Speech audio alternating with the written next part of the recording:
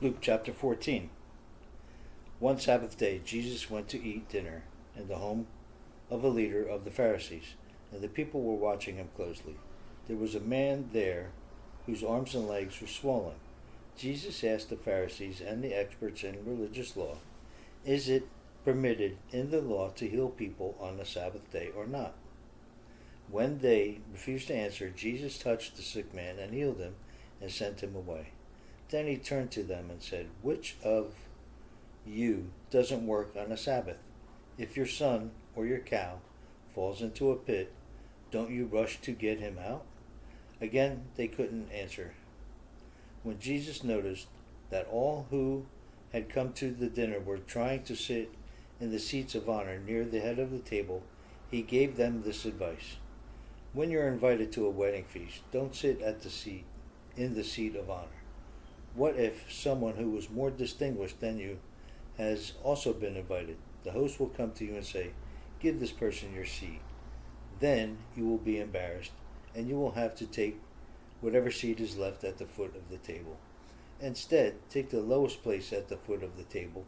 Then, when the host sees you, he will come and say, "Friend, we have a better place for you." Then you will be honored in front of all the other guests. For those who exalt themselves will be humbled, and those who humble themselves will be exalted. Then he turned to his host. "When you put on a luncheon or a banquet," he said, "don't invite your friends, brothers, relatives, and rich neighbors, for they will invite you back, and that will be your only reward. Instead, invite the poor, the cripple, the lame, and the blind.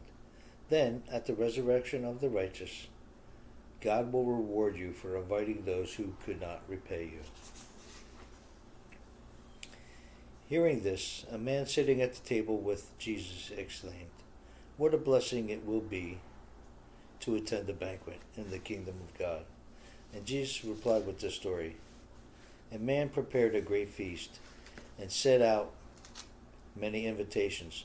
When the banquet was ready, he sent his servants to tell the guests, "Come, the banquet is ready." But they all began making excuses. One said, "I had just bought a field and must inspect it. Please excuse me." Another said, "I have just bought 5 pairs of oxen and I want to try them out. Please excuse me." Another said, "I just got married, so I can't come." The servant returned and told his master what they had said.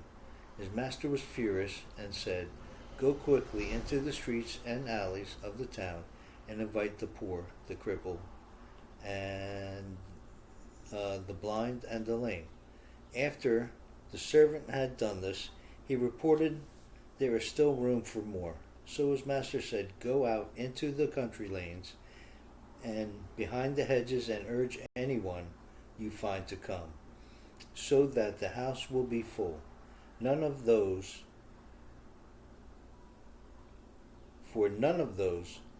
I first invited will get even the smallest taste of my banquet." A large crowd was following Jesus. He turned around and said to them, "If you want to be my disciple, you must, by comparison, hate everyone else. Your father and your mother, wife and children, brothers and sisters, yes, even your own life. Otherwise you cannot be my disciple. If you do not carry your own cross and follow me, you cannot be my disciple.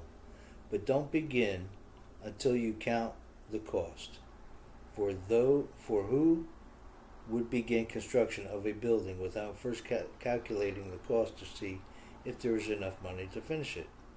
Otherwise, you might complete only the foundation before running out of money, and then everyone would laugh at you. They would say, 'There's the person who started that building and couldn't afford to finish it.' Or what king would go to war against another king first without sitting down with his counselors to discuss whether his army of 10,000 could defeat the 20,000 soldiers marching against him? And if he can't, he will send a delegation to discuss terms of peace while the enemy is still far away. So you cannot become my disciple without giving up everything you own. Salt is good for seasoning, but if it loses its flavor, how do you make it salty again? Flavorless salt is good neither for the soil nor for the manure pile. It is thrown away. Anyone with ears to hear should listen and understand.